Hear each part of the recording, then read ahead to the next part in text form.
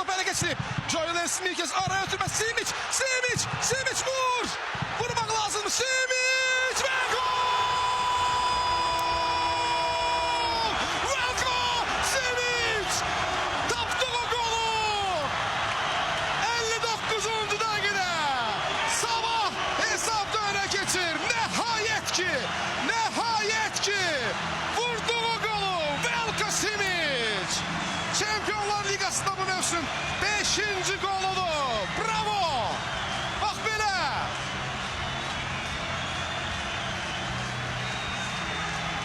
İnanılmaz sevinç var hazırda. Bank Respublika Arena'da. Ne de gözlüyor diyor golü. Ne de şanslar kaçırdı. Bəxt düz döndərmişdi ancaq. Tapdı o golü. Bak belə əla. Ekrana baxırıq. Burada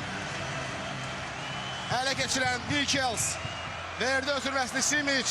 Çox daşıdı, çox apardı və nəhayət ki dəqiq zərbə ilə başa vurmağı bacardı bu hücumu. Qapçıdan aparır. Erik Kaldan aparır və artıq önə geçen qapçı həmin zonanı qoruya bilmirdi. Hedenstad. Veljko Simic golun adı. 1-0. İki oyunun nəticəsinə görə hesab beraberdi artıq. Her şey 0 noktasına kaydır. Her şey yeniden başlıyor.